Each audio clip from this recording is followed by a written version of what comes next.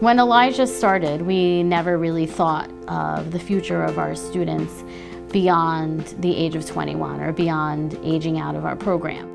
A few years ago, a lot of our families started to get nervous about what ELIJA had to offer students as they aged out. The tricky thing for individuals with autism as they age is many still need intensive instruction to learn essential work and life skills. And for our adolescents who've been in an intensive behavioral program for, let's say, 5 or 10 years, there's a certain amount of burnout with being inside of a school and receiving instruction in a classroom.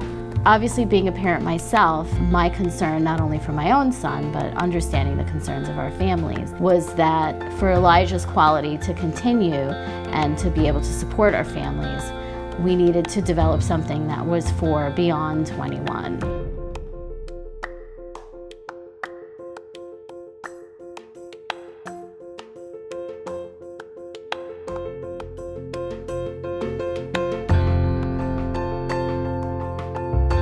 One day, Randy and I went into the office and we created these little circles. We had a circle that was for the school, the 3 to 21 kids that we're supporting. Right now we have 26 students. And then we drew the circle for the leadership and our foundation, where we spend a lot of time. We want to make sure that the educational piece is there for these families, as well as the individuals who are going to be supporting their children throughout their lifespan. The new components for ELIJA is that adult program is what are our kids doing after 21 and what do those supports look like? How can ELIJA extend our vision of the school and move that into adult programming, which includes job coaching, job development, and job creation.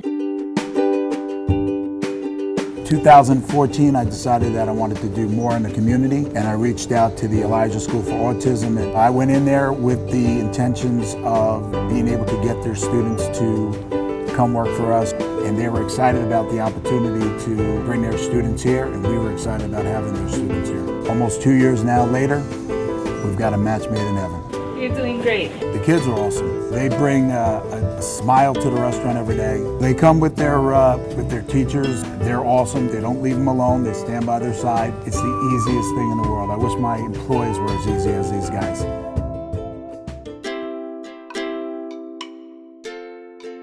Where we became very creative in our adventures was job creation in the form of a CSA.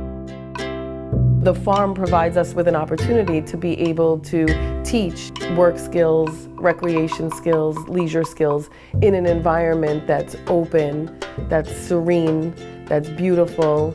And we can have 3, 4, 5, 6 individuals with autism in the same place, but all doing different things with the levels of support that they each need. So our vision for the community-supported agriculture revolves around a 10-acre piece of property in South Huntington that is magnificent. It's beautiful, it's full of fruits and vegetables and the most beautiful plantings that I've ever seen. For many years here we had a CSA. Our last big CSA year we had 100 families that were served by our farm. Many of our members would walk here from the neighborhood. We were the local neighborhood farm. It became a hub of conversation and community. Community integration is tough for a population of individuals whose behavior often prohibit them from participation in activities in the community. Community-supported agriculture is really a venue for our individuals to be connected to community. When people come volunteer on the farm or participate in the planting and the growing of fruits and vegetables, that's one scenario. Another scenario is where our students get to take the crops that they're growing and either donate them to the needy and the homeless, or sell them to local restaurants, or even bring them to local farm stands and fruit stands in the community. That was the most concentrated I've ever seen Andrew on a project. He even double-checked all of his work to make sure all the seeds were in the soil. Did you finish everything, or do you need some more seeds?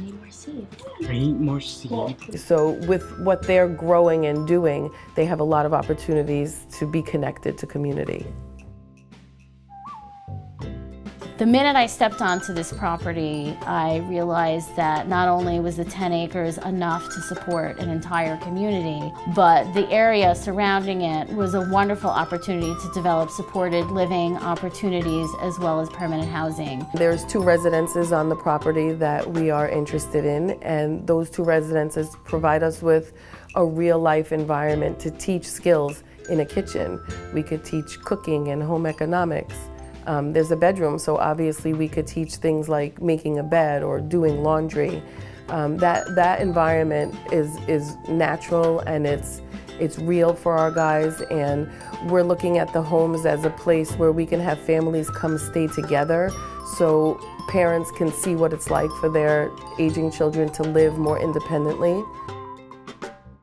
So I had all these circles, and I realized that ELIJA was not just a school or an educational foundation, but really more of a big support system for our community, where we offer all these intertwining circles that work in a very symbiotic relationship. It's estimated to cost $3.2 million to serve an individual with autism through their lifespan. It's a huge number, and no matter how much progress our population makes, their social skills and their behavioral deficits really are still interfering with their ability to be served in more traditional types of programs.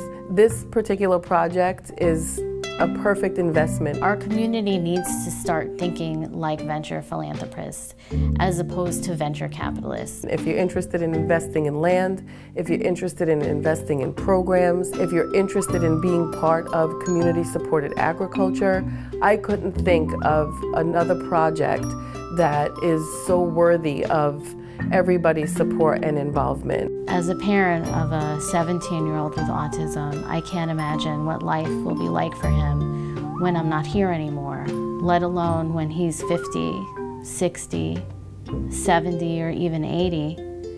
We really need to invest in our children's future.